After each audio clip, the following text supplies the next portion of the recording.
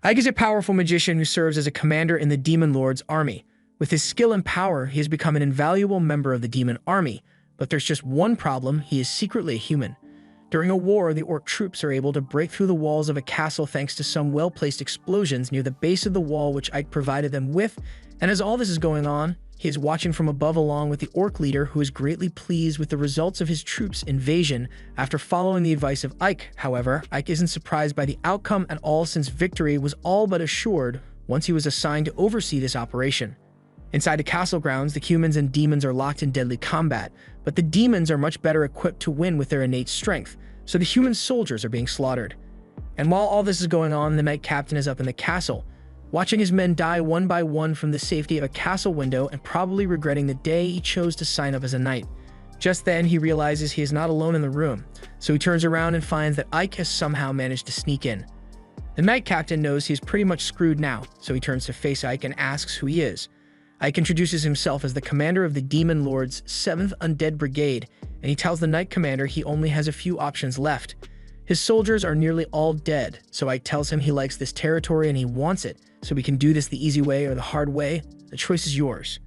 The Knight Captain ain't going out like a wuss, so he tells Ike that none of those options work for him as he lunges forward for a desperate attack. But Ike wasn't surprised by this at all, since he already expected to have to do it the hard way.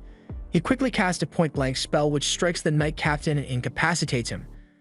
Ike has officially won this war, but when the orc leader comes into the room to congratulate him on his victory, and while the normal thing to do for a demon commander at this point would be to execute all the surviving members of the army, but Ike has other plans as he instructs the orc leader to provide first aid for the Knight Commander as well as any humans that surrendered. Ike was being watched by a witch through her crystal ball, and she is surprised that he was able to take down Castle Arsenal with just a single brigade and a week of prep time, so she's interested in the potential Ike shows. Back at the castle, Ike creates a barrier around himself so he can avoid being watched further, and once he finally has some privacy, he thinks to himself that he feels guilty about hurting so many people, even if it was necessary to win the battle.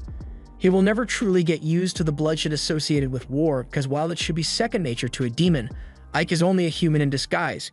His teacher, Romber, was a great mage, but he also knew a lot about the world and the advanced civilization that once lived in it. One day, Romber found Ike as a baby and decided to take him in just for fun, and over the course of the years Ike spent with Romberg, he was taught all the magic and knowledge Romberg had at his disposal. But Romberg's last wish before he died of old age was that Ike should never tell anyone about the ancient civilization, since people would bring disaster if they knew about it. There was also one other thing Romberg had asked of him, and it was for Ike to never let himself be seen without his robe or mask, because if he is ever found out to be a human, the Demon Lord wouldn't spare him. From that day forward, Ike has never taken off his mask, and even now, he is only able to remove it because of the powerful barrier he erected around the room. With the barrier up, it prevents anyone from entering the room without his permission, but unfortunately, it doesn't apply to people who are already inside the room. Ike looks down and sees the maid who had been hiding under the desk, and she begs him not to kill her since she won't speak a word to anyone about his secret, but then she accidentally hits her head on the desk and falls over. Ike checks on her and she seems to still be alive, but he really wishes she wasn't, since he had managed to keep his identity secret for over 20 years at this point. So why does the first person to find out his secret have to be a clumsy maid? Just then, the orc leader knocks at the door because he wants to talk to Ike, so he will have to deal with the maid problem later. Outside, the orc leader tells Ike that they have managed to seize the castle successfully, but he finds it strange that Ike is letting so many humans live. Ike tells him it isn't a problem, since the new Demon Lord doesn't particularly care about your kill count as long as you get the job done. The orc understands, but he and the others were hoping to slaughter all the humans and burn the village to the ground, but Ike questions what the purpose of doing that would be, especially since if they kill everyone, then there will be no one left to pay taxes. Arsenal is a trading city, so who would do all the trading if they killed all the humans? Just then, Ike and the orc run into a couple of humans who wish to speak to Ike. The orc begins yelling at them for daring to speak to the great Ike directly, but Ike says it is fine and asks the village chief to speak. The chief has accepted that the town is now under the control of the demon army, so he wants to know how much they are expecting to pay in taxes to the demon lord. Ike tells him they can just pay the normal amount they always paid, but he makes it clear that if any of them ever resist the demon lord for any reason, then there would be no mercy for them. Just then, Ike notices something is wrong, and a moment later, he gets teleported into a dark room with a giant monster standing behind him with devious intentions. Ike jumps out of the way to evade the incoming backshots, and it looks like this isn't the first time something like this has happened since Ike complains to the witch that he had asked her not to summon him out of nowhere like this. Since he is already here, Ike decides to take out the monster by using his staff to cast a powerful spell, and he destroys the golem in a single hit. The witch is impressed with Ike's ability since she was pretty confident in the strength of that golem, and we finally find out that her name is Sapphiro.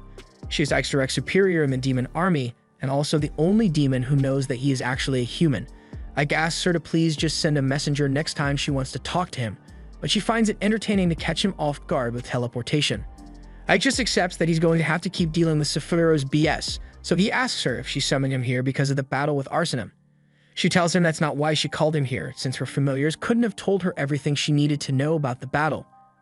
She is perfectly fine with how Ike took control of the city and how he chose to spare the humans, but then Ike wonders why she bothered summoning him at all, so Sapphiro informs him that Demon Lord Daracuten wishes to see him in person. Ike is shocked to hear this, since he would be the 1st Brigade commander to ever be given the honor of meeting him, but Ike still wonders why Daracuten would want to see him. Sapphiro assumes it must be because of Ike's impressive feat of capturing Arsenum in only 1 week, so she's going to take him to the Demon Lord's castle now. Ike wasn't expecting to have to go immediately, but he puts his hand on Sapphiro's shoulder and she teleports them both away. Meanwhile, back in the castle, the maid has finally regained consciousness. She gets up and tries to walk away, but as she does so, she finds that she is still trapped inside Ike's barrier.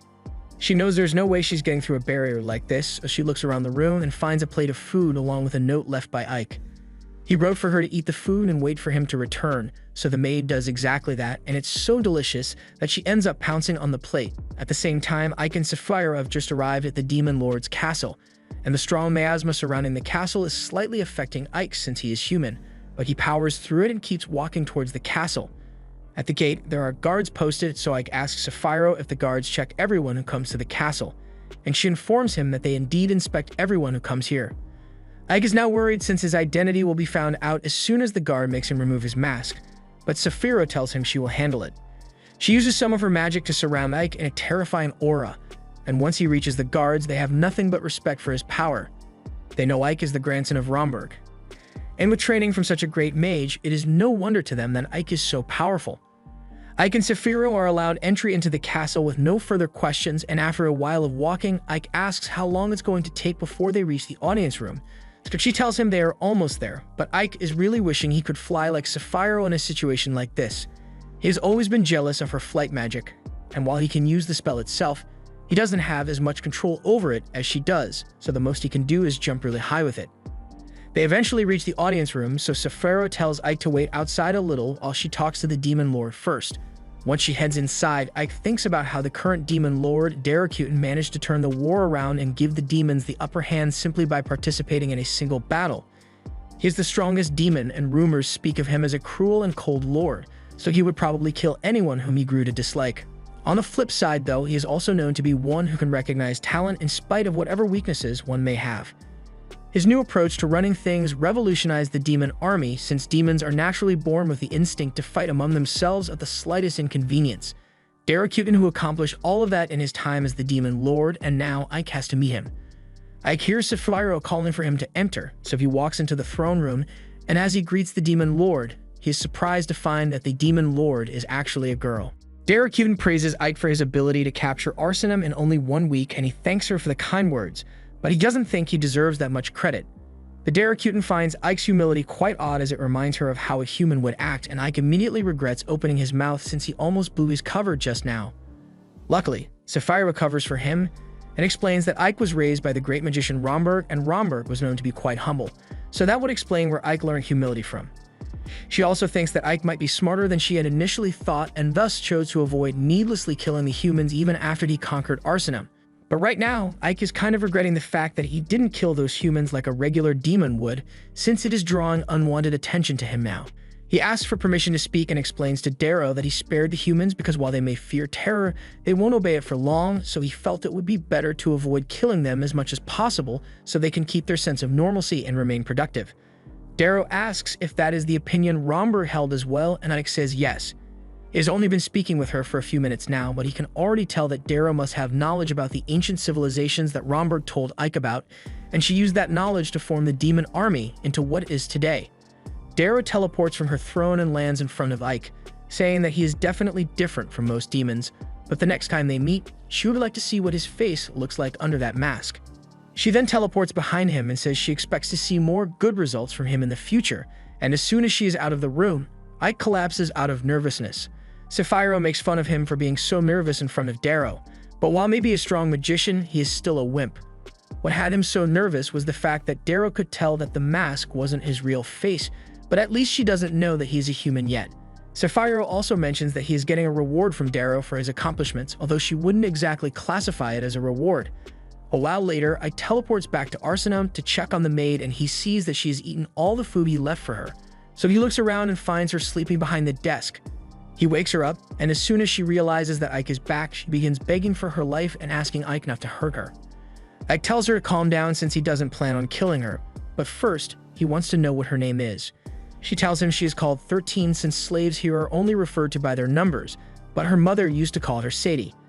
Ike tells Sadie that he can't just let her go now that she knows he is human, but she promises that she will never speak a word about his real identity to anyone. Ike believes she will keep her mouth shut, but to make sure she doesn't let the secret slip, he tells her that she has to serve as his maid from now on. Sadie is more than happy to be his maid if it means she gets to live, so it's a done deal.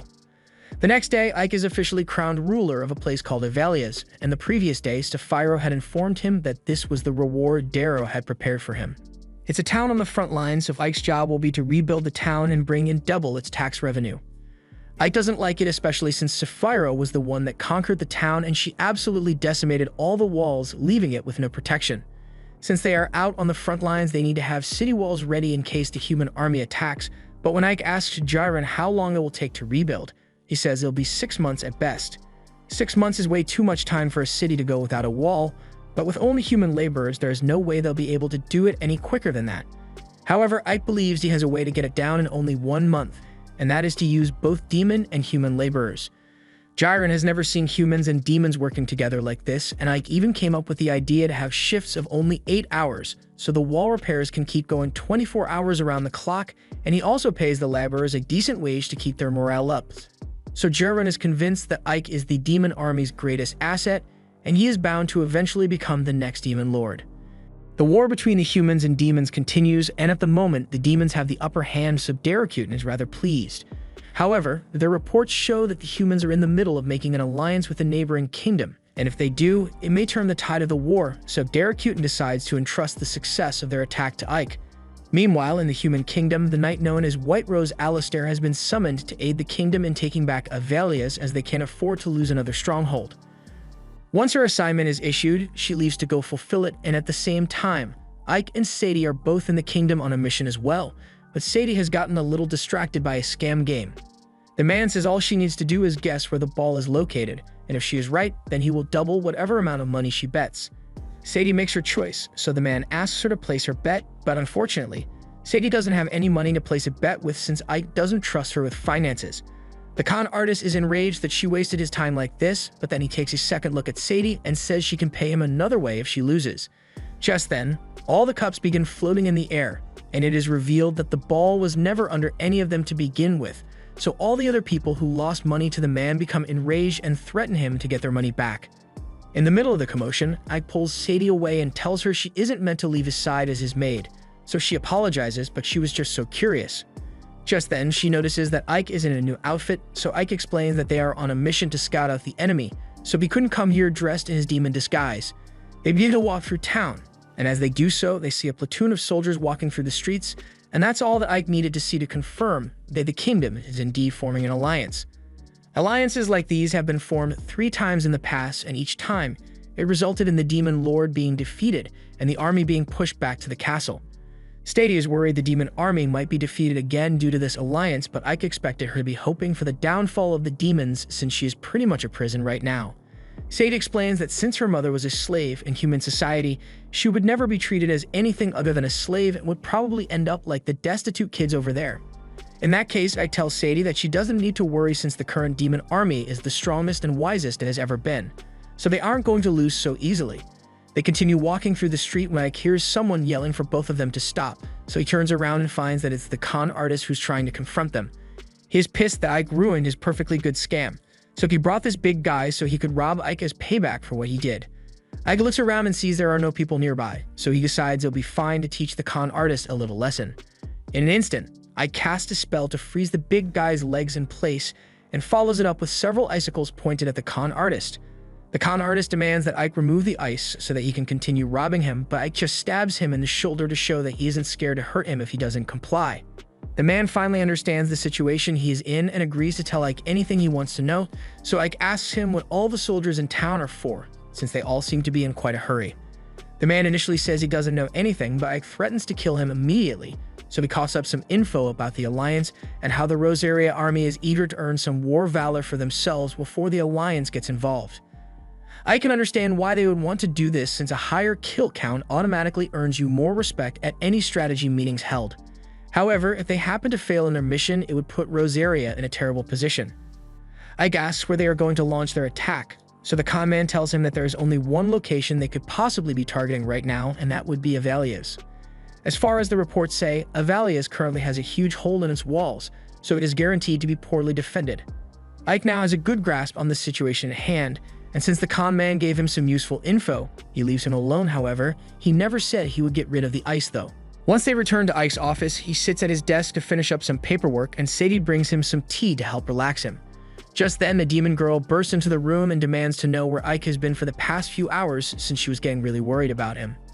Ike calmly explains that he was busy scouting out the kingdom of Rosaria, but his reasonable answer doesn't make her feel better, so she starts going after Sadie and questions why Ike has a human beside him. Sadie introduces herself as Ike's maid, but the girl dismisses her and casually calls Sadie an ugly bitch, after which she then offers to become Ike's maid instead. Sadie is pissed at this point, so she tells the girl to get her hands off Ike's, since he is too tired to be dealing with hoes right now. This begins a long argument between the two, with both of them accusing each other of trying to seduce Ike, and Ike is smart enough not to get himself involved. Meanwhile, Rosaria's army has gathered outside of Valius and are getting ready to attack.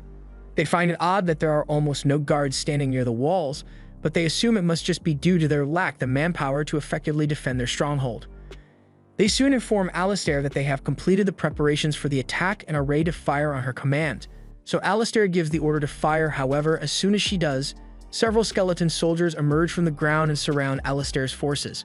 The soldiers prepare to defend the siege gear, since mere skeletons should be no match for them. But all of a sudden, one of the soldiers gets shot out of nowhere, and it all goes downhill for the humans from there. Alistair sees that there's no way for them to win this battle anymore, so she orders for an immediate retreat. Ike and Jiron were watching the whole thing from the top of the wall, and they commend Alistair for making the smart decision to retreat, although the only reason they managed to win was because of Ike's reconnaissance mission earlier. However, while they weren't paying attention, an assassin had managed to sneak up behind Ike and fire an arrow straight into Ike's back, causing him to fall to the ground and pass out. Meanwhile, the general has just been informed that Alistair was forced to retreat from battle due to unforeseen circumstances. The soldier tries to explain that the demon army had prepared an ambush in advance of their arrival, but the general is having none of it and orders Alistair to be jailed for losing. The soldier realizes that's a stupid move, so he tries to explain that Alistair is one of the greatest commanders in the kingdom, and he is saying he wants to throw her in jail for a single loss. That will only ruin the morale of the soldiers and affect their future battles negatively, but the general doesn't care and insists that Alistair must be punished for failing the mission he sent her on. Back at Avalius, Ike wakes up in bed after recovering from his wound, but he finds Sapphiro sleeping next to him, so he has a lot of questions to ask. First off, he wants to know why Sapphiro is in bed with him, but she avoids the question and says she saved his life, but she's making the situation sound very sus though. Eventually, Ike convinces her to be serious and tell him what happened, since he doesn't remember how he ended up like this, so she informs Ike that she healed him after he got shot in the back with an arrow. It was a devastating injury, but thanks to her healing, there shouldn't even be a scar left by now. Moving on, Sapphiro mentions that the reports say not a single human was killed during the attack. She knows Ike is averse to killing people when he doesn't need to, but he may earn the suspicion of the Demon Lord again if he keeps acting this way. Ike understands Sapphiro's point, but he is trying to find a way for humans and demons to live together without needing to fight, so needless killing would only serve to derail his plans. Sapphiro can respect Ike's dedication to finding peace between the races, so she drops the subject for now and tells Ike to stay here for now and get some rest, since he is still only human after all. Once Sapphiro is gone, Ike takes a look at the arrow that was used to shoot him. According to what he has been told, he was shot from behind, meaning either someone had to infiltrated the castle to get to him, or was it betrayal from someone close to him? Just then, Ike hears a knock at the door, so he puts his skeleton mask back on just as Sadie and Lilith come in to check on him. They were both worried about Ike. They are also still arguing about which one of them gets to seduce Ike, so Lilith tells Sadie to keep her distance from Ike while she snuggles up against his arm. However, Sadie also wants to get close to Ike, so she and Lilith both get into another fight, but luckily, Jaren comes to the rescue and quickly grabs Lilith before throwing her out of the room and locking the door. Lilith begins banging on the door and asking to be let in, but Jaren knows that she is seriously annoying Ike, so he keeps her out. Ike thanks him for his help and asks him for a favor since he wants to know where Alistair currently is.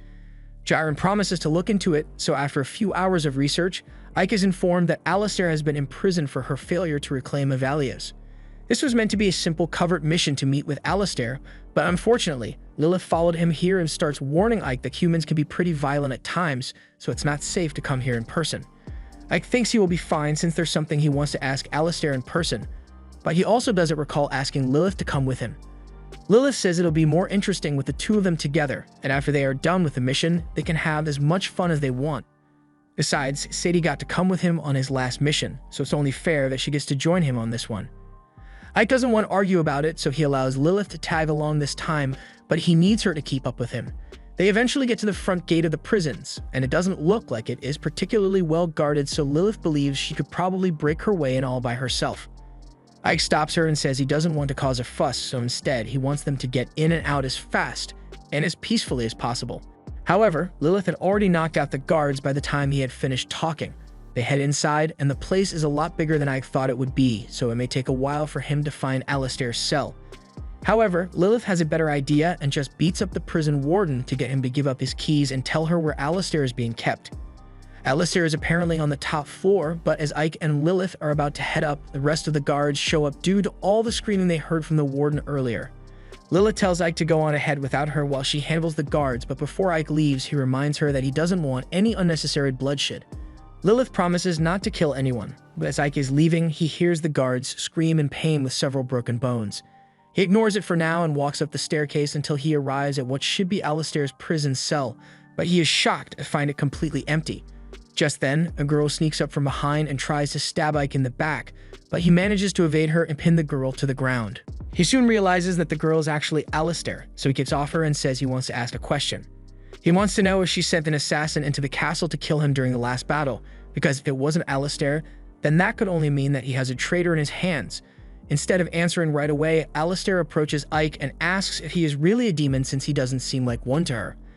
Ike tries to play dumb, but as the guards begin to climb the stairs to come after him, Ike gets distracted, so Alistair seizes the opportunity to put her knife to his throat and ask him once more if he is actually a human.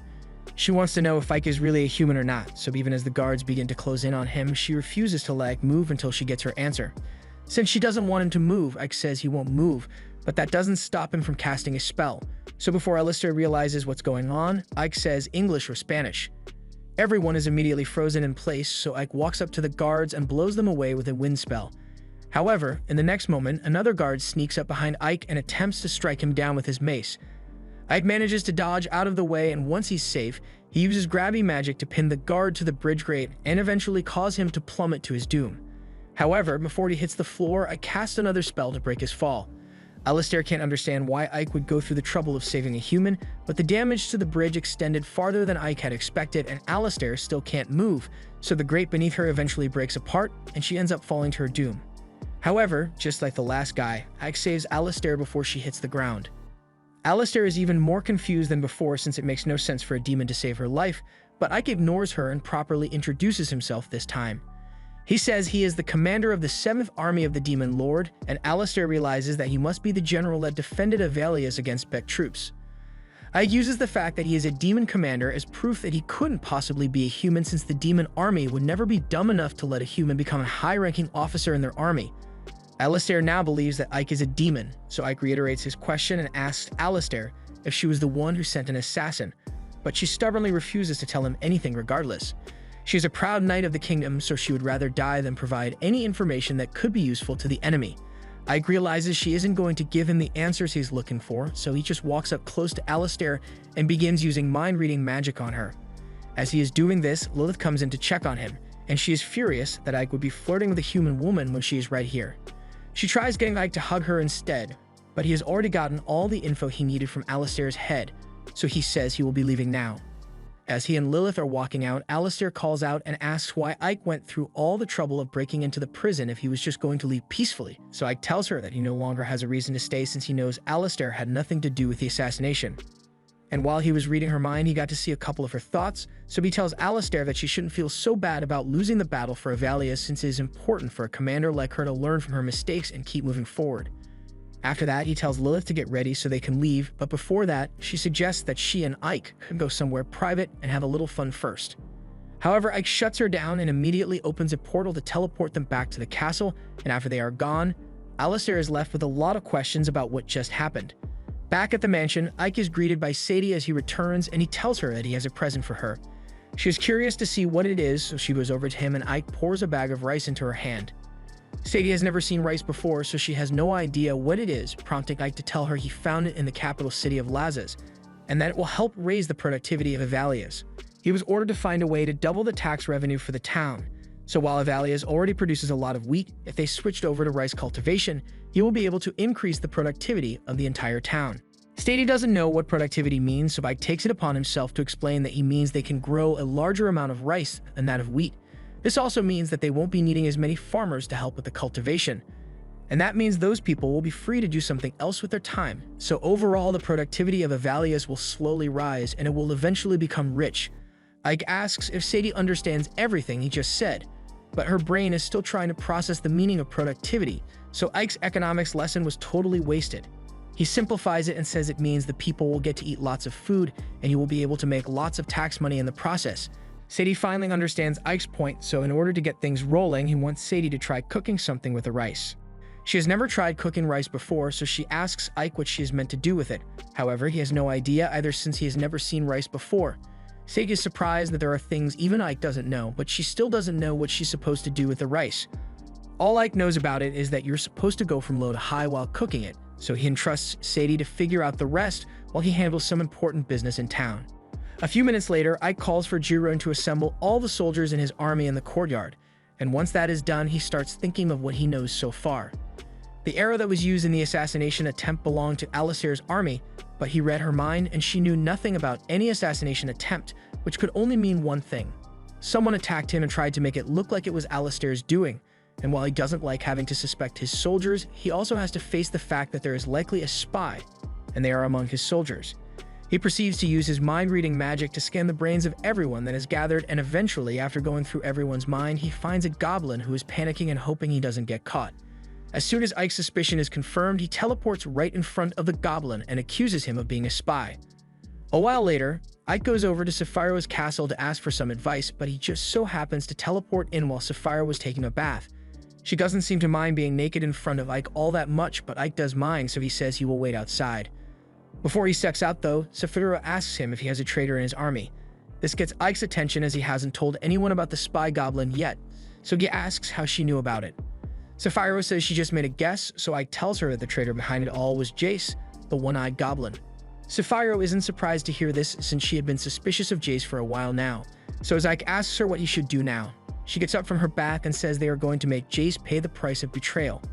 Meanwhile, back at Avalias, Jace is informed by his subordinates that Ike went to see Sapphira recently, and he doesn't understand how Ike could have recovered so quickly after they shot him through the back. But there's even more bad news for him as another subordinate comes up to him and says they've lost contact with their spy in Ike's army. Jace knows this is bad news since it likely means Ike is onto his little scheme, so he decides that he will gather his forces and attack Ike before he gets taken out. However, to his horror, he is soon informed that Ike is out in the street looking for him. Jace goes out to meet with Ike, and he puts on a nice act, saying Ike should have let him know if he was going to stop by so suddenly. Ike says he just happened to be in the area, so he wanted to pay Jace a visit alone. However, Jace pulled up with his entire squad, so Ike asks him if he is planning on starting a war or something. Jace tells Ike that this is his territory, so Ike has no business here in the first place. He also mentions that Ike got injured a while ago, so he must really be losing his edge as a commander if he let himself get struck by an arrow so easily. Ike agrees with him and says he was indeed careless back then, but he never expected to be betrayed by someone on his team, so there was no way he could have seen it coming. Since Ike knows Jace is the traitor, Jace stops acting nice and tells Ike that he was careless to come here alone since Jace's entire army will rip him to pieces now.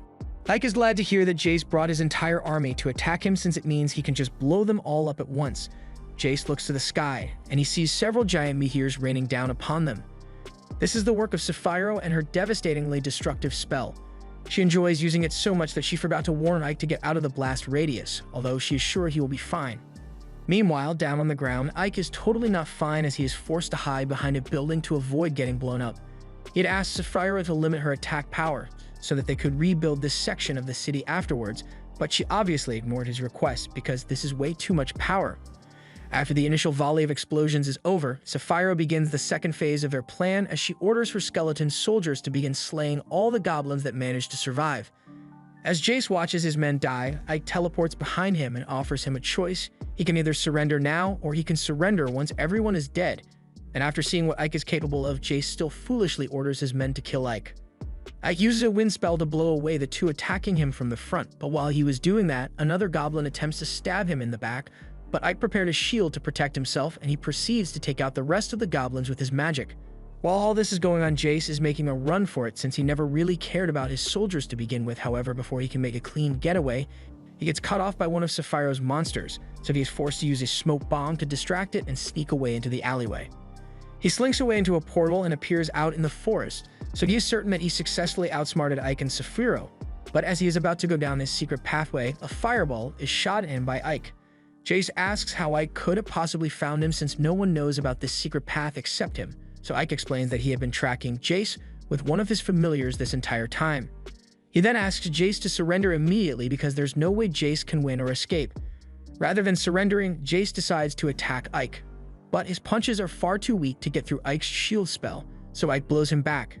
Jace is then bound by magic vines and hung up so that he can't escape, and this is where Jace finally admits defeat. You can see why the Demon Lord holds Ike in such high regard, and he personally thinks Ike has a lot of talent, so he has a proposal for him. He wants Ike to join forces with him so that they can take over the Demon Lord's army and get things back to how they used to be. He complains that even though demons naturally derive joy in subjugating and killing humans, she has forbidden any of them from killing humans without a good reason for it. There are many demons who don't like her way of doing things, so Jace extends an invitation to Ike to help dethrone her since she isn't fit to be a Demon Lord. Ike obviously refuses, so Jace breaks one of his hands free and throws a knife at Ike. And Ike easily dodges it, but he feels insulted that Jace really thought that would work on him. Ike begins questioning Jace on who else is plotting to overthrow the Demon Lord, but he refuses to reveal any information.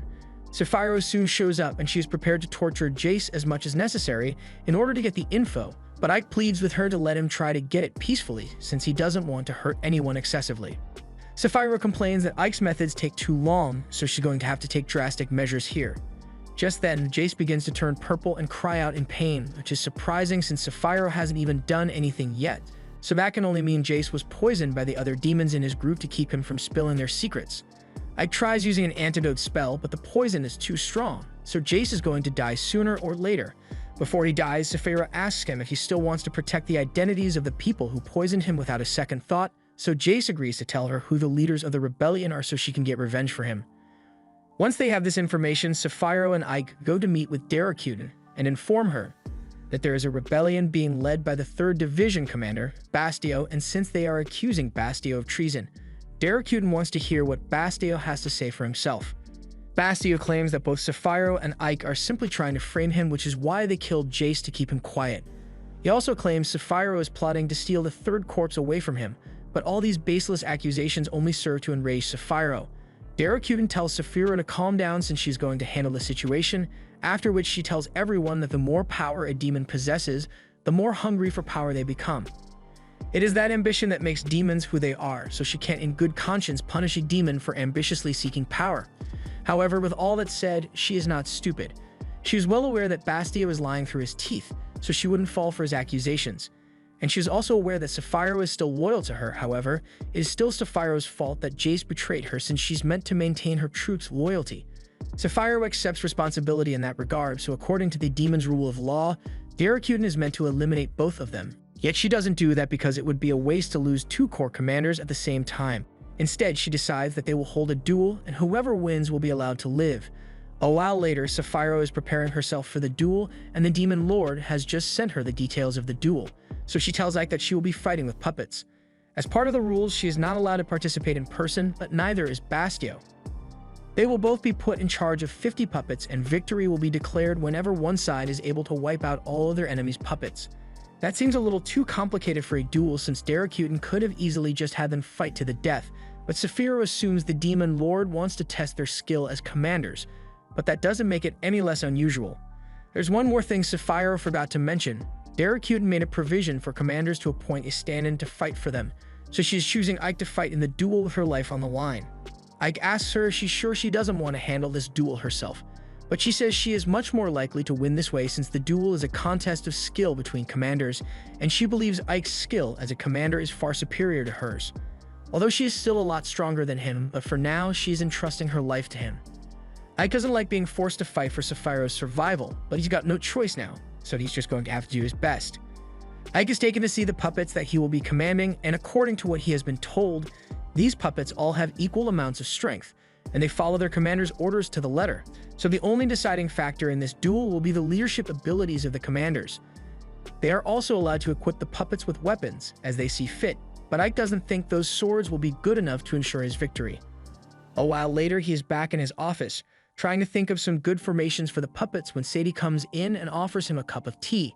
Since she's here, Ike asks Sadie what she would do if she had to win a fight, but Sadie has no idea since she wouldn't want to fight in the first place. Ike agrees that settling disputes without fighting is the best way to go, but sometimes your opponent won't be satisfied unless a fight breaks out, so hypothetically, he wants to know what she would do in that situation. Sadie doesn't have much fighting experience, but if she had to choose, then she would pick a broom as her weapon of choice. Ike says she's right since the best weapon is one that allows you to stay out of striking range of your opponent while giving you the range to strike at them. Similarly, a sword is better than a dagger, but a bow is even better since it allows you to strike from afar. But of course, Bastio would know that as well, so he would probably try to employ the same tactics. Sadie mentions how her former master used to talk about crossbows being amazing in battles, and Ike thinks that might be a good idea since they can penetrate metal armor and are easier to use than bows. However, it's not going to work for him since he needs something even more powerful than crossbows. He would like to go Oppenheimer on them, but he doesn't have the materials for that. So he goes for the next best thing: guns. Sadie has never heard of guns before, so she asks if they are strong, and Ike assures her that guns are incredibly strong. These boomsticks allow you to attack from hundreds of meters away without your opponent being able to fire back. Sadie thinks that sounds amazing, but she asks if Ike is really capable of making something like that. He may not be able to make it alone, but he already thought of a plan for that. He says Saphiro is an amazing alchemist, so he's sure she'll be able to crank out some guns in no time. However, when he goes to ask her, Saphiro flat out tells him that she can't do it. She may be good at making things, but she can't make something that she has never seen before. Ike tries to explain that it's just an iron cylinder with gunpowder to launch a bullet, but Saphiro ignores him and starts asking Ike to join her for a swim. Meanwhile, Bastio has just been informed that Ike will be taking Saphiro's place as commander, and while his underling assumes that Saphiro must be afraid of him or something, Bastio knows that Saphiro must have some kind of plan in mind, although he doesn't know what that is. But for now, he lets his underling know that he is really impressed with the sword that was made.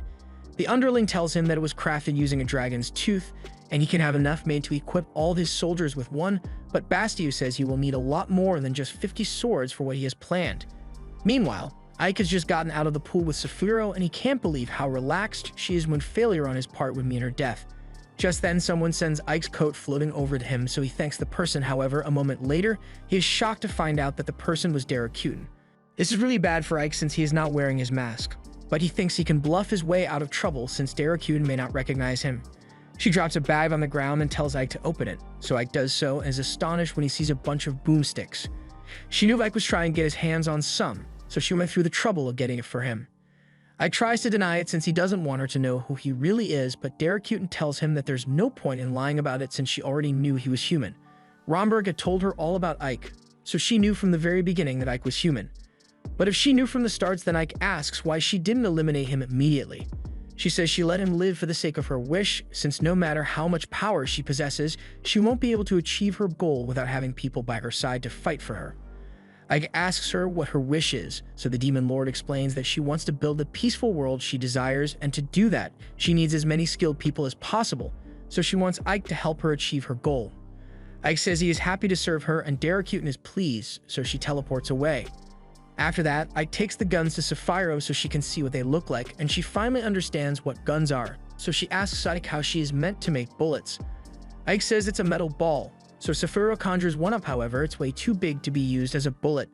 Ike tells her it needs to be small enough to fit inside the gun barrel, so Sapphira understands what she needs to do, although she doesn't like it because making small things gives her terrible acne.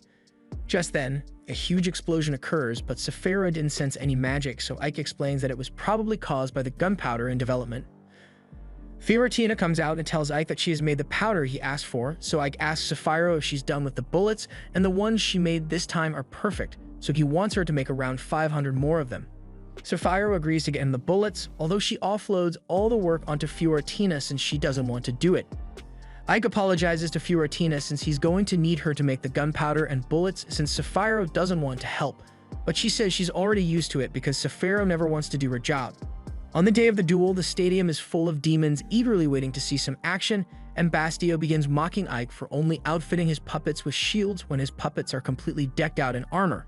He asks Ike what Sapphira is doing right now and whether she's plotting something, but in any case, it doesn't matter to him since he will be winning no matter what. His puppets are covered head to toe in Damascus steel, meaning no sword or arrow attacks will be able to penetrate them. It was a gift to him from Daracuten, so he believes she must be taking side in this duel. Ike does know what Daracuten was thinking to give both of them equipment like this. Maybe she wanted it to be an equal fight, or maybe it's some kind of test, but regardless of what her intentions were, he can always ask her after he has won. The match officially begins and the rules are announced once more. Each commander has 50 puppets, and whoever is able to destroy all the enemy puppets first will be declared the winner, while the loser will die. With that out of the way, the signal is given for the duel to begin, and Bastio immediately orders his archer puppets to fire at Ike's puppets. Ike orders his puppets to block with their shields, and while some of the arrows are blocked, a few of Ike's puppets end up getting shot anyway. After this, Bastio orders his other puppets to begin their assault, so they run forward and begin laying waste to Ike's troops, while Bastio is laughing the whole time because Ike is doing nothing but defending.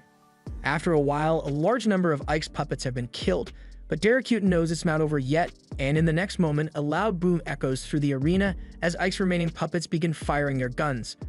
And now that Ike has begun his counterattack, it's not long before his puppets begin mowing down Bastio's puppets with ease, and Bastio has no idea what's going on or why he is losing.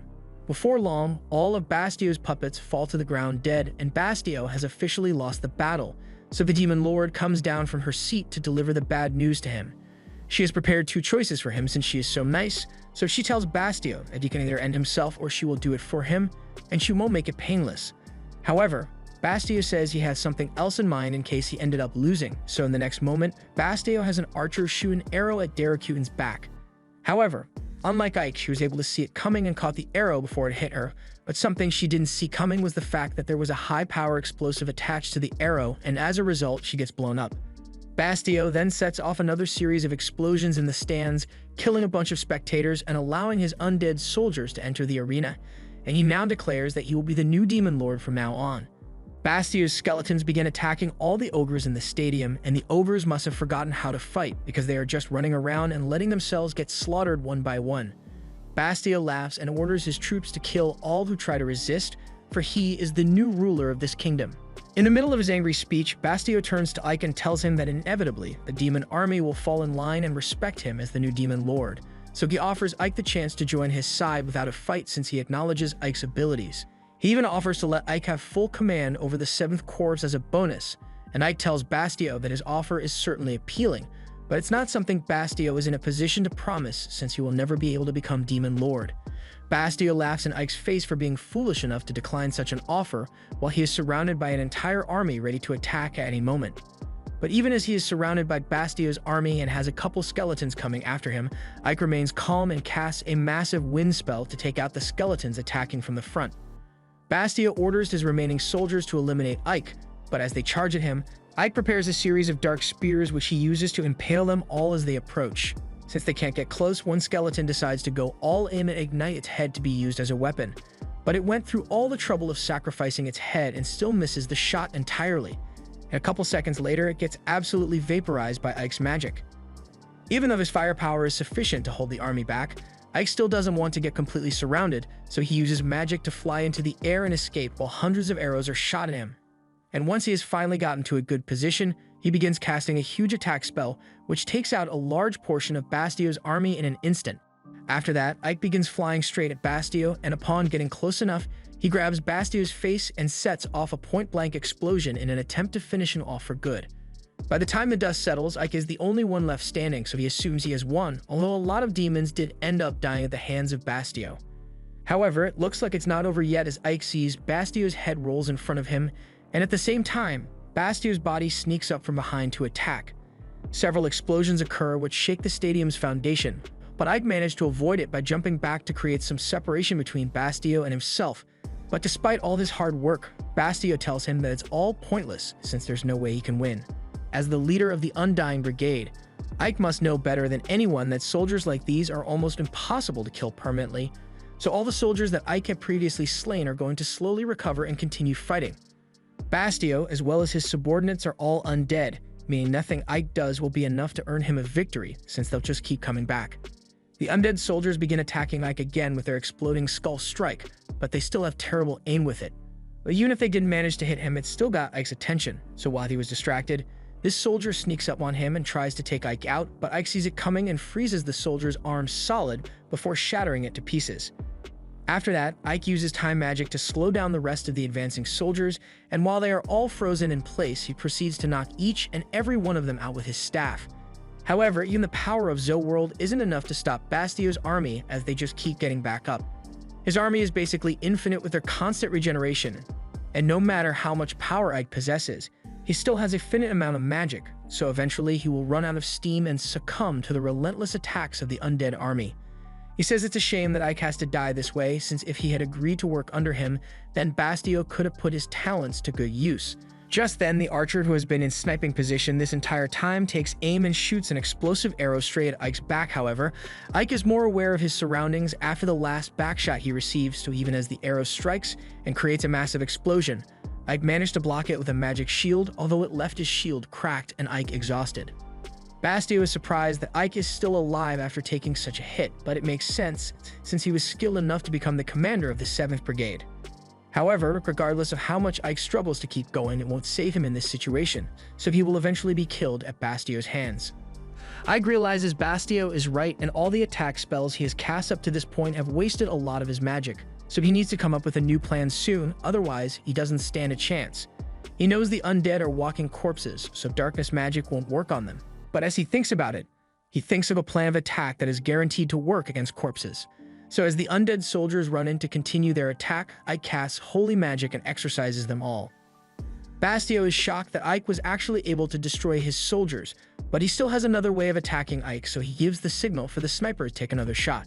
However, before the sniper can fire, his arm is chopped off by Sapphiro. She apologizes for keeping Ike waiting so long, but she's finally here and she brought back up. On the ground, the rest of the 7th Corps are all engaged in combat with the undead army, and they are making short work of them. Meanwhile, inside, Sapphiro flies down to Ike to inform him that the others are taking care of the undead soldiers outside, and as soon as Bastio notices Sapphiro, he starts getting ready to attack her. But before he does, he hears a voice from behind him saying Ike is his opponent, so he should ignore Sapphiro. Bastio turns around, and to his horror, he sees Daracune looking down at him. She has every right to obliterate him this instant, and she probably should, but she tells Bastio that she will give him one last chance to survive as long as he manages to win a duel to the death with Ike. Keep in mind, this is the second chance she's given Bastio despite knowing he was a traitor from the beginning, but since she's the boss, Ike has no choice but to step up and fight Bastio alone. The two charge at each other, and as Bastio attacks with his sword, Ike blocks it with his shield magic. But Bastio feels insulted that Ike actually believes he can win, so he goes all out with his sword and strikes Ike's shield again, this time causing a crack to form in Ike's defenses. Bastio tells Ike that he is a weakling compared to him, so there was no doubt in his mind that Ike will lose this duel. He continues attacking while telling Ike his time is up, and even when Ike tries to jump back to create some distance, Bastio doesn't give him any time to rest as he uses his head to fire a dark laser at Ike. But as Ike notices this, he fires back at Bastio with a spell of his own, one which uses white magic. The white magic overwhelms Bastio, and after making contact with him, it causes Bastio's arm to decay. Sapphiro had no idea Ike could use white magic, and she is left wondering where and when Ike could have learnt it. But after seeing the Demon Lord's nonchalant face, it is clear that Daracune already knew Ike possessed such magic. Bastio refuses to give up and charges at Ike once again, But the entire time, Ike is just having a flashback to a time in his youth when he was still studying magic under Romberg. At the time, he seemed oddly interested in a flower that had wilted away, but since it was time for his daily magic lessons, he left it alone for the time being and went instead with Romberg to study. Ike learned a lot of interesting spells, but by the time they were done, he was curious to know where there was magic that could bring a wilted flower back to life. And Romberg immediately answers that white magic would be able to do it, so Ike asked to learn that next. However, Romberg reminds Ike that he is supposed to be pretending to be a demon and white magic is almost impossible for demons to learn. This is because it draws power from a compassionate heart and demons are born to be haters, so they naturally lack an affinity for it. With that said, Ike is human, so he should be able to learn it, but Romberg wants to make it clear that white magic is the most terrifying weapon that can be wielded against a demon, so even if Ike wants to learn it, he has to be careful about how he uses it. Ike agreed to be careful, so Romberg taught it to him. And back to the present, Ike tells Bastio that his ambition to become Demon Lord is too much for someone like him. He has no problem sacrificing his men, and he was willing to backstab his master just to attain power. So while that may be how a demon would normally act, Ike won't stand for such atrocities. Demon or not, a ruler oppressing their subjects is wrong. Bastio tells Ike to shut up since he doesn't know what he is talking about, but Ike tells him to be quiet instead because these are going to be his final moments of life. Bastio tries to attack him again, so Ike charges up his white magic, and with one swift motion he slashes Bastio's stomach and kills him for good. With Bastio finally defeated, Sapphira walks up to Ike and says she's glad everything ended up working out in the end. Ike realizes that Sapphira must have known Bastio was planning something, which is why she asked Ike to handle the duel while she prepared backup for the inevitable coup attempt. Sapphira doesn't see a problem since everyone survived in the end, give or take a couple hundred civilian demons, but they weren't important anyway. However, Daracuten approaches them and says there is still a huge problem left to be resolved, since now that Bastio is dead, the Third Corps no longer has a leader, so she's giving Ike the job, and before he has the chance to say anything, she teleports away. After that, everyone on Ike's team comes over to congratulate him on his victory, but Sapphira seems upset about something. A little while later, Sapphira goes to see Daracuten at her castle, and she angrily says that Ike serves under her, so she should be the one to decide where he goes. Daracuten is surprised that Sapphira is so upset about this since she thought she would be happy for Ike to get a promotion. But in any case, Sapphira serves under Daracuten, so she has the right to give Ike whatever position she wants. Although she thinks it would be best to hear what he has to say for himself since he is here anyway. Sapphira notices Ike walking up from behind her, and since he came here, Daracuten assumes he must have decided if he wants to accept the promotion or not. Ike starts by saying the people in his town are finally getting used to their new lives. At first, his men didn't like living with humans, but over time they've learned to adapt to the new lifestyle, and so have the humans. They live in relative peace and help each other without prejudice, and that is a huge step towards Ike's ultimate goal. He explains that when he joined the demon army, he hoped to create a world where demons and humans can peacefully coexist with one another, and his goal hasn't changed.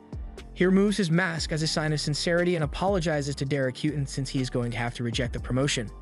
He still has a lot he wants to learn from Sapphira, but he promises that he will make Avalias the first city where humans and demons coexist.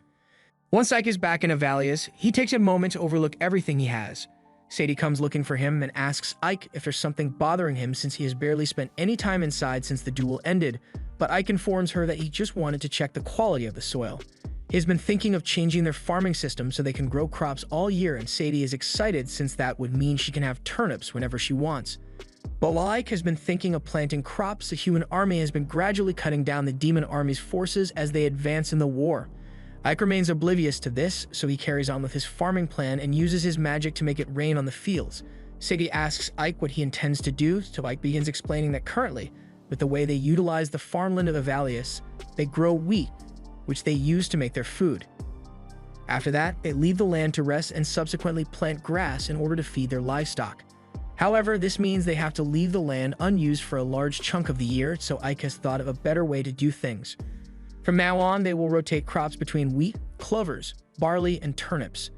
The rotation of crops will allow the soil to maintain its fertility without a rest period, and that means no human, nor demon in Avalias will ever have to go hungry again. Following that, Ike heads back to his office where Sadie brings him some tea to relax. She also wants to congratulate Ike since she had heard that Sapphira promoted him to the position of vice commander since a certain goblin vice commander got himself killed. Just then, Jiren comes running into the room because he has terrible news to report. It's about the Alliance of Kings, and they've been slowly encroaching on the demon army's territory. In fact, they've already completely wiped out the second corpse on their way here. And that's an incredible feat of power because the second corpse is made up entirely of skilled combatants. So for them to be wiped out so thoroughly means that the Alliance is a force to be reckoned with. Ike is a bit surprised that the Alliance of Kings is already having such a pronounced effect on the war, but Sadie doesn't know what the Alliance of Kings is in the first place, so Ike explains to her that it is one of the ancient human treaties which states that when the strength of the Demon Lord's army becomes top grade for one nation to handle alone, humans will put their differences aside and collectively decide to jump the demon army. Since it's an ancient treaty, Jiren asks if it has happened before, and from what Ike knows, the treaty has been used 3 times in the past, and each time it was used, it led to the defeat of the Demon Lord's army at the time. That's a concerning statistic, so Jiren asks Ike if they are going to be okay, but Ike tells him, "No, we're pretty much cooked." With the way the Alliance has been advancing recently, Avelias is bound to be our next target.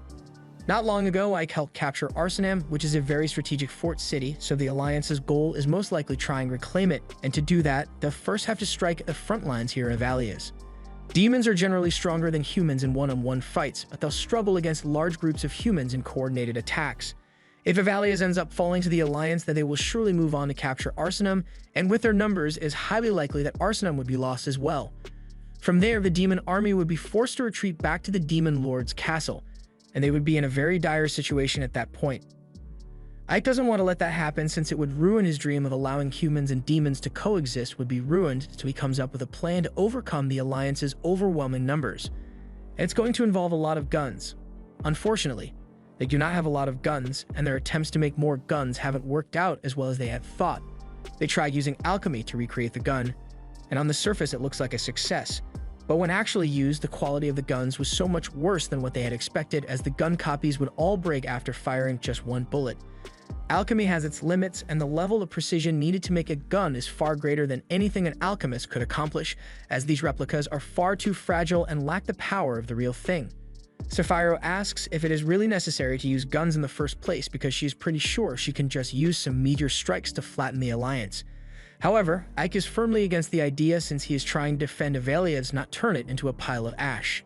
In order to fight the Alliance with minimal collateral damage, they need to have weapons that anyone can use, but the only other option left in order to mass produce the guns is by making all the metal parts individually and assembling them by hand.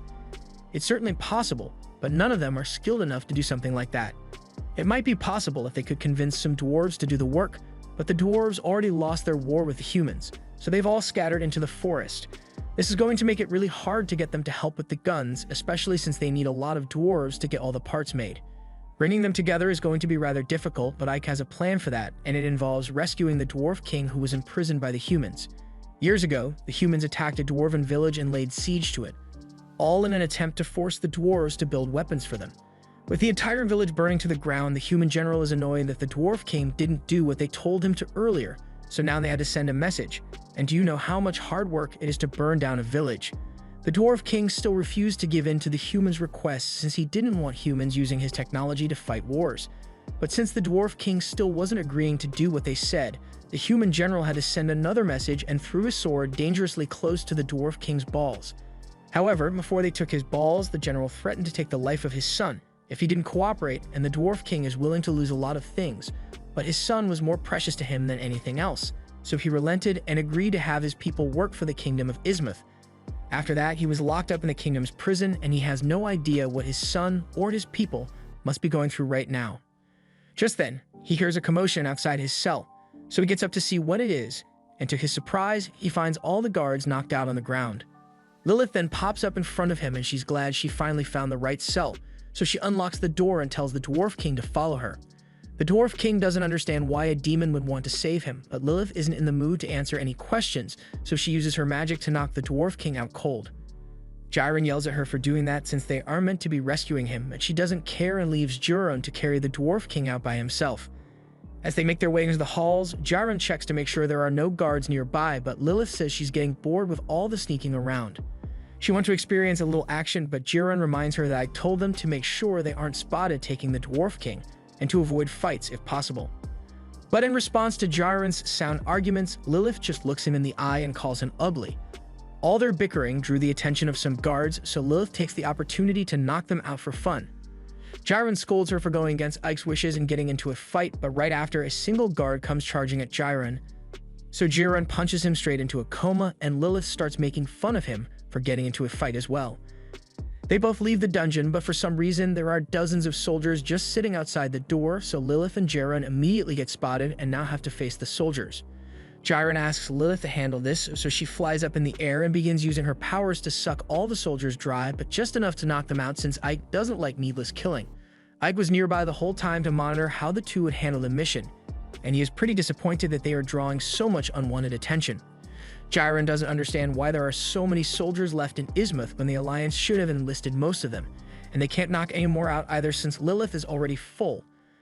As they are running, pillars of rock emerge from behind them to cut off the guards, and Ike then comes out to tell the two that they did a good job, even if they nearly screwed up the mission. Jiren reports that they successfully acquired the Dwarf King, but Ike reminds him that the person he is holding is a king, so he should be handled with more respect. A couple hours later, the Dwarf King wakes up in Ike's castle, and he still wants to know why the demons chose to rescue him, but Ike doesn't answer immediately and instead shows the Dwarf King a gun, asking if he would be able to recreate it. The Dwarf King has never seen something like this before, and he acknowledges that the gun is rather complicated, but he believes he could recreate it in a couple of hours if he tried. However, he has no reason to try since he refuses to build weapons for war. They are just using him just like the humans did, so he says they can do whatever they want with him, but he won't help them cause death and destruction. Ike understands why the Dwarf King would feel this way, but Ike assures him that his intentions are in no way sinister. He wants the guns in order to further his ultimate goal of peace between humans and demons, and to prove it, he asks the Dwarf King to accompany him outside. They leave Ike's castle, and the Dwarf King is shocked to see the busy streets full of both humans and demons, and not a single fight in sight. Ike once again states that the only thing he wants is to establish peace between humans and demons, which is why he needs the Dwarf King's help. The Dwarf King finds what Ike is doing to be rather interesting, but he still refuses to help because humans used his people and destroyed his nation, so he has no interest in doing something that would bring peace to humanity. If that's the case, then Ike offers to help the Dwarf King rebuild his fallen kingdom if he helps. The Dwarf King takes offense to the idea and tells Ike that rebuilding a nation isn't as easy as he thinks it is. He lost his family when his nation was ruined by the humans, so how could Ike ever claim to be able to help him rebuild? Ike understands the Dwarf King's skepticism, but he has one more thing he wants to show the Dwarf King, so he leads him to a workshop, and the Dwarf King has a look of disbelief plastered across his face. The workshop is full of the dwarves whom he had lost contact with, even his son, and they are all overjoyed to have their king Gunther back. They tell Gunther that they were all suddenly abducted by demons, so at first they thought they were being sacrificed for something. But the demons gave them food and a place to stay, and Ike even promised them that he would rescue Gunther, which earned him their support. After seeing how well Ike has been treating his people, Gunther believes he can trust Ike, so he agrees to offer his full support in helping Ike achieve his goal of peace. After the deal was finalized, Ike returns to his office as Sadie is busy cleaning up. He takes off his mask, and Sadie offers to make him some tea, but Ike thinks she has been working a little too hard lately, so he says she can take a break and relax. Sadie appreciates the offer, but she tells Ike that she prefers to having something to do. But if that's the case, then Ike says she can read some of his books if she wants.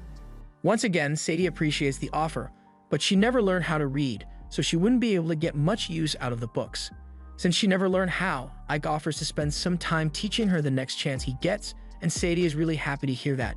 Just then, Lilith barges into the room to let Ike know that the remaining dwarves have been found, so Ike quickly puts his mask back on and tells her she did a good job. However, Lilith isn't happy since she can clearly tell that Ike and Sadie were having a moment and she's jealous. Sadie and Lilith start arguing over Ike again, and this is when Jiren comes running in with more terrible news. Meanwhile, the general of Ismuth has just received the news that the Dwarf King was taken from their prison by the demons, but he's not too worried since he doesn't think one old dwarf can make much of a difference in the outcome of the war. He then receives a report from his scout that Avalias has around 500 soldiers at the moment, and this news gives the general a great deal of confidence since he greatly outnumbers their forces, so he orders his army of 12,000 to get ready to move out. A while later, we see Ike and a dwarf at the top of a cliff, while Jiren is struggling to make his way to the top. Ike could easily help him by using levitation magic, but he chooses not to because Jiren could really use the exercise. Once Jiren finally makes it all to the top of the cliff, he is exhausted and asks how much farther they have to go, but luckily, it looks like they've already arrived at their destination. The dwarf tells him not to worry because their goal is really close by. In fact, he can already see it, so he leads Ike and Jiren to a cave full of natural niter, which is perfect for making gunpowder. Back in town, the dwarves are all hard at work creating the guns needed for Ike's army, and they've already made quite a few. To test these out, Juran calls some goblins over and instructs them to fire at the targets, and as they do, the wooden planks become riddled with holes. Jiren is pleased with this result, so he orders the goblins to continue practicing with the guns. Meanwhile, the troops are all assembling within the town, and the troops' leaders are in a meeting with Ike and Sapphiro to discuss their plans for the war. The ogre asks Ike how he managed to get the city wall rebuilt so quickly, when it should have taken at least twice as long as it did. Ike explains that he had humans work alongside demons to speed up the rebuilding process, and he even paid the humans a decent wage for it since that would make them more motivated than they would have been if they had been forced to work. Just then, the gargoyle leader comes crashing through the roof, and he complains about the room being so small that he couldn't use the door, but it can't be helped since it was built for humans, not 10-foot demons. It's been a while since he has seen Ike, so he greets him under his new title of Vice Commander, although Ike doesn't think it's necessary to go through all the formalities. Since everyone is here, Sapphiro gets the meeting started and tells everyone that from now on, she's giving Ike full authority over all war proceedings, so all the troop leaders are now obligated to obey his every command since he is their direct superior. None of them have any complaints about this order since they all have a great deal of respect for Ike after what he did to Bastia during the duel. They all tell Ike that they will do whatever he says, but that aside, they really need to start thinking of a strategy since they only have 2,000 soldiers, while the enemy has around 12,000. The wolf captain tells everyone that the troops should easily be able to win a 6-to-1 battle, but Ike reminds him that even if he believes his wolf army could handle it, there are still a lot of demons in the army who wouldn't be able to. In that case, the ogre suggests that they perform a night raid and attack the enemy by surprise. However, Ike rejects this idea as well as since he knows for a fact that the enemy army has mages among their ranks, so if they attempt a night raid, a single detection spell could ruin everything. Instead, he wants to battle them on his own terms, which is why he states that he will allow the human army to attack them here. The army must have a great deal of confidence due to their large size, so Ike intends to strip them of that confidence and watch them crumble. That way he can end the battle as soon as possible and with very few casualties too. After the meeting has concluded, Sadie is busy cleaning up the mess from the hole in the roof and Jiren is helping as well. At the same time, Ike is looking over a map and Sadie remarks to him that the city has become so lively recently. His surprise, she is so calm despite the fact that they will be going to war in a few hours. But Sadie tells him she isn't scared because she knows all the people here are going to do their best to defend Avalius. And while she isn't able to join the fight, she can still help out by preparing the food for the soldiers. Although she still has a few concerns regarding what to do for meal preps, since she needs to make a lot of food for the large group of soldiers, but the only thing she knows how to cook at such a large scale is soup. She asks if Ike has any suggestions for her, so Ike gets up and starts looking through his collection of books, but Sadie tells him he doesn't have to go that far just to give her an answer. Ike tells her that this is important since what soldiers eat can directly affect their morale, so he has to do his best to make sure his men get to eat the best meals possible. He's just glad there isn't a good shortage right now since it would have been catastrophic for the army's strength. As he is looking through an old recipe book, Ike asks Sadie if they have rice, and after she confirms it, he suggests that she could try making something called fried rice. After learning the recipe, Sadie immediately heads into the kitchen to get cooking. Despite only hearing about the recipe a few minutes ago, her cooking skills are good enough to earn Uncle Roger's approval. Once she is done, she serves Ike some of the rice, and they are both happy with how it turned out. Fried rice doesn't take a little time to make and can be made in large quantities, but it still tastes great, so be sure to help boost the morale of the soldiers once they get a taste of this. For now, they prepare to eat their fried rice together, but before they can take the first bite, they get interrupted by Jiren, who is jealous that they are eating such delicious food without inviting him to join. Ike asks if Jiren would like a plate of rice as well, and he excitedly agrees, so Sadie gets him a plate as well. However, before they can start eating, they are once again interrupted as Lilith comes in.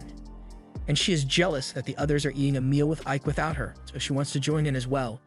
Both she and Jiren are amazed by the wonderful flavor of the rice, especially Lilith, who eagerly asks Sadie for a second helping, but Sadie piles the food a little too high, so Lilith accuses Sadie of trying to make her fat.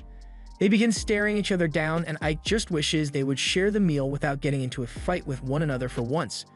After that, Ike takes count of everything he has done in preparation for the Alliance's invasion.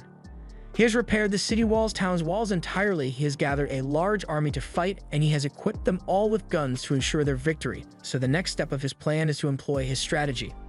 At the same time, an ogre that was put in charge of being the lookout notices the Alliance's army approaching, so he sounds the alarm and tells everyone that it's time to get ready for war. Jiren comes running over to inform Ike that it is time for the army to begin the attack, so Ike heads out and stands before the Alliance with his troops. He tells them that if the Alliance manages to make it past them here, they will go on to attack Arsenum, and that would be devastating for the demon army, so he says they must protect Avalias at all costs. Everyone is on board and begins cheering, but at the same time, the commander of the human army says he is disappointed because the demons are a lot fewer in number than he had imagined they would be. He went through all the trouble of hiring the best soldiers across the country, but it looks like he was worried for nothing in the end, and he worries that his army might be a little overkill in fact. He doesn't think of this as a war anymore and decides that it is more of an extermination, so he orders his men to charge and make sure every single filth monster dies. But as the human army advances and begins using their heavy artillery, I cast a barrier to defend the castle from all the incoming projectiles. However, the human commander isn't fettered and orders his troops to fire another barrage. They keep doing this in hopes of overwhelming Ike's barrier, but Ike shows no signs of fatigue, so his soldiers begin cheering once more. Ike had expected them to begin the attack like this, but he's currently trying to anticipate what their next move will be. The human commander sees that the barrier is blocking all their attacks, but he seems to have a plan in mind, so he orders his soldiers to fire yet another barrage. Lilith and Jiren mock the human army for repeatedly firing at Ike's barrier even though it is pointless, but this time it looks like the humans accounted for Ike's barrier since they brought out their magicians and had them all disrupted. This makes Ike's barrier unstable and allows the projectiles to land on their target. And with the barrier down now, the human commander orders his first squad of soldiers to begin their attack. However, as the soldiers charge towards the walls, they are stopped in their tracks as they see a titan emerge from behind the walls, and it starts chucking rocks at them too. The soldiers see some of their comrades get splattered by the rocks, and Erwin isn't here to motivate them. So they are starting to think of running away, but as Ike's other soldiers begin to fire arrows at them, they all use their shields to defend themselves and realize they can shoot the giant as well. So before it can throw another rock at them, they shoot it in the chest several times and topple it over. They continue firing arrows at the people on the wall, so Jiren and the others are forced to run for cover. Ike puts up another barrier to stop the arrows, but the soldiers have already gotten too close, so they begin hooking ladders onto the walls and climbing up. Obviously, Ike's soldiers aren't going to just let them climb up, so they start firing arrows and throwing rocks in an attempt to hold the humans back. However, the humans have the numbers advantage, so if they keep climbing, eventually at least one will make it all the way to the top. But it's not going to be any of these guys. As the battle rages on, the vice commander of the humans comments that the demons are a lot more resilient than he had thought they would be. But if they keep attacking like this, then sooner or later, they should be able to overwhelm the demons. However, while watching his men die in battle, the only thing the commander can think about is what he's going to eat for dinner tonight. He wants to get things over with as soon as possible so he can relax, so he decides that he is going to fire another catapult at the wall, even though a lot of his men are in the direct line of fire. The vice commander tries to mention that doing something like that would put the lives of his men in danger, but the commander didn't stutter and he still doesn't give a shit, so he orders the catapults to be fired. Ike sees the projectiles coming, so he tries putting up a barrier, but it gets disrupted once again. So he tells everyone to brace for impact.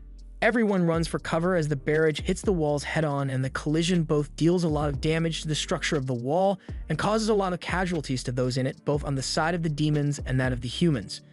Jiren managed to make it out alive, and Lilith is absolutely disgusted that the human commander would be willing to kill his own men just so he could breach the wall, and Ike is both saddened and angered by the human commander's total disregard for human life. The commander smiles arrogantly, showing that he's enjoying himself. And without a second thought or an ounce of self-reflection, he commands the second squad of soldiers to attack through the hole in the wall. Ike's soldiers come out to intercept the soldiers, but the battle is stacked against them greatly at this point.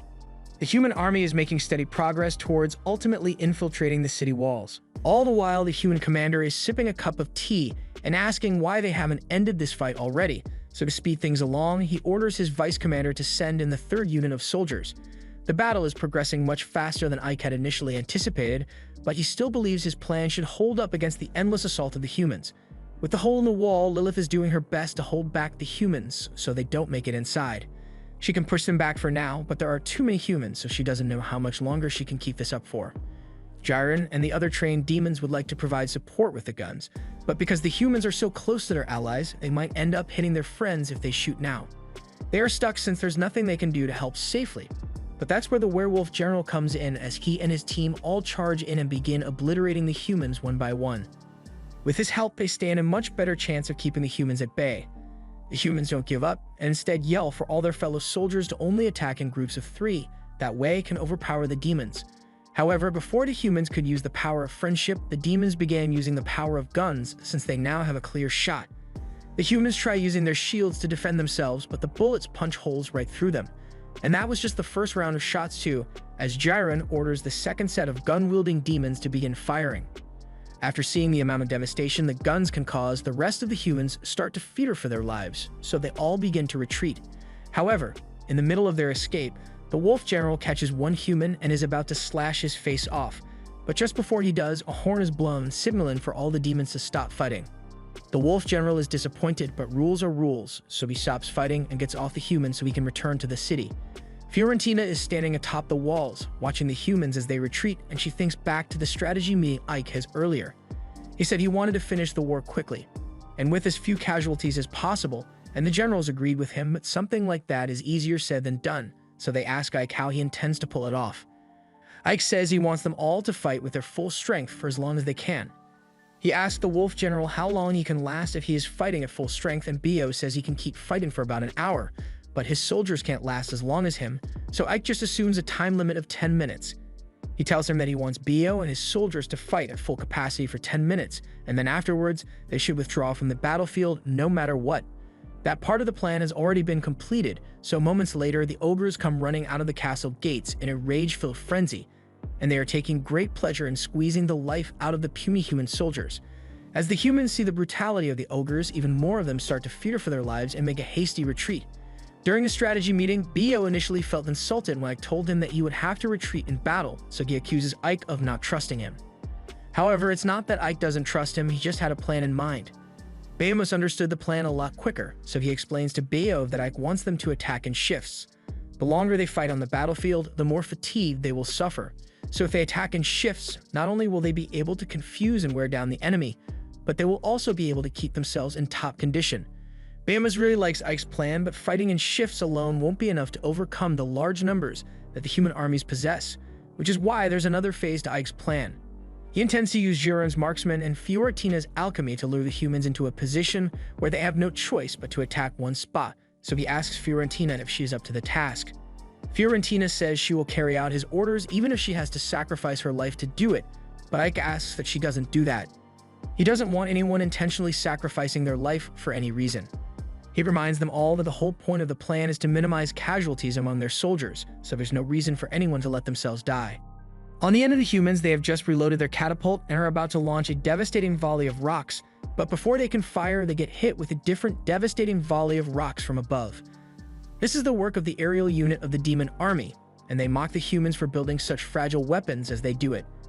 This was also a part of Ike's brilliant strategy, as he told the aerial unit that their job was to fly high above the battlefield and lay waste to the humans' siege machines. Ike has also gone through the liberty of scouting out the enemy forces, and from what he has gathered, he knows that the human army is over 12,000 in number, and that their leader is a man of noble origin who is a total coward and prioritizes his own safety and well-being over everything else. Fiorentina was starting to understand where Ike was going with this, so Ike elaborates by stating that if their efforts cause a change to the tide of the battle, then their enemy general is sure to react, and due to his cowardly nature, his reaction will almost certainly be to run away. From there, all they need to do is find and capture him, but Bio isn't sure things will actually work out so conveniently. Why do they even need to capture him in the first place when it would be much easier to kill him on the spot? But Ike says he has a plan for the enemy commander, so Bio doesn't need to worry about it. He just wants all the generals here to fulfill their role to the best of their abilities, and he asks that none of them make any selfish decisions. Bio and the others agree to Ike's terms, but to clarify, all Ike wants them to do is to crush the enemies that they find in front of themselves. So while it seems overly simple, they choose to believe in Ike's plan. Back to the present, the aerial team is continuing to lay waste to the siege team of the humans, and so far, Jiren and Fiorentina are glad that things are going according to Ike's plan, but Fiorentina can't help but worry about Sapphiro and whether she will be okay completing her task for this war by herself. Back at the strategy meeting, Fiorentina asked Ike what Sapphiro would be doing while the war was going on, and Ike told her that he has already asked Sapphiro to do something very important. It could even be said that she has the most important job out of anyone involved in the war, but Sapphiro still finds it really annoying that she is stuck doing this instead of participating in the actual war. She curses Ike for telling her to stay behind and delay the enemy's rear forces because it's an incredibly boring job for her. But it's not all bad because she just spotted a really handsome human, so she might be able to have a little fun here after all. With the ogres on the front lines now and the marksmen slowly whittling down the numbers of the soldiers that managed to make it into the city, things aren't looking good for the human soldiers. They were so confident in the beginning because they knew they had the numbers advantage, but even with that advantage, they are still struggling to make progress. One of the human soldiers goes to report to the general that they have managed to break through the castle walls, but the enemy counterattacked with an incredibly powerful attack, so the squads that infiltrated the walls were immediately wiped out. The general is enraged, so while the vice commander thinks they should probably withdraw fully for now and regroup, the general demands that the troops launch an all-out offensive attack. The vice commander thinks doing that now would be too risky, but the general simply doesn't care. If they can't win a 5-on-1 fights, then they'll just have to make it 10-on-1 instead, and that doesn't work. He's willing to increase the number to 20 soldiers per demon. The vice commander tells him that what he is planning to do is really risky, but the general is very stubborn and refuses to listen to any other input on the matter. But contrary to the vice commander's expectations, the general says he will be joining the soldiers to lead the next charge to build morale for the soldiers. By this point, Fiorentina is shocked that the humans are still choosing to attack even after all the casualties they suffered in battle. Gyron says it will all work out in the end, and it looks like Ike's final plan is finally ready. So as the humans charge towards the city, they are shocked as the group begins to split open, and several humans fall to their inevitable deaths. The humans wonder if this might be one of the demon's magical attacks, so they ask for their mages to cancel it out, but unfortunately for them, the mage unit has already been captured. Gyron and Fiorentina are surprised since they have no idea when Ike managed to pull this off, but it isn't over yet, as Ike still has one more thing he needs to do. The general's force gets spooked by all the chaos around it, so he gets thrown off and left on the ground where Ike eventually finds him. Ike asks him if he is the commander of the human army, and now that he has the right person, he complains about how his men ended up dying while trying to pin down his location, so he's going to have to take responsibility for that. Ike warns the general that they could just kill him, and if they do, his men will retreat because none of them really want to be here. However, if the general agrees to order a retreat right now, then Ike promises not to kill him. The general gets up and tells Ike straight to his face that he must be bluffing. They can't kill him because they need him to give the order for retreat, but he was completely wrong. As soon as he refuses to retreat peacefully, like Ike wanted, the Dwarf King shows up behind him and slashes the general across the chest. He has a major grudge against the general, so he wants to finish him off immediately, but Ike uses some chain magic to hold him back. The general now realizes that Ike wasn't bluffing when he said the general would be killed if he didn't retreat, so he immediately orders all his men to retreat. All the human soldiers are confused as to why the general suddenly ordered them to retreat out of nowhere, but they aren't going to complain since this means they don't have to sacrifice their lives anymore. As Ike and the Dwarf King watch them leave, the Dwarf King mentions that they will surely return to attack again someday, so while he is grateful to Ike, he is sure Ike will regret letting the general live at some point in the future. I can't say for certain that he won't regret this later, but he doesn't care if the general decides to attack again, because by next time his army will be much stronger than it is now. But for today, this is a victory for Ivalius, and they are going to celebrate as much as possible. Gyron comes running up to Ike, but Ike doesn't appreciate being hugged so tightly, and Lilith is jealous because she should be the only one who gets to hug Ike. While she and Jiron are arguing over who deserves to be with Ike more, Sadie comes running over because she doesn't want to be left out either. And as Ike is being suffocated to death by affection, the troop leaders all talk about how much they believe in Ike. He is certainly capable enough to be their superior, but he also trusts them completely, so they could ask for a better comrade. While all that was going on at the front lines, Sapphira was in a standoff with the rear reinforcements, but their commander told them all to back off since he knew they stood no chance of taking her down. He seems to be just as interested in Sapphira as she's in him, so they face off with one another, but before anything happened, the declaration of retreat was made, so he says he and Sapphira can pick this up another time. Sapphira takes a moment to take in how proud she is of Ike for winning the war so easily, and at this rate, it won't be long before he gets promoted to even higher ranks within the demon army, but Sapphira will let the demon lord decide how high Ike will climb. This was the end of episode 8. Subscribe to not miss the next part.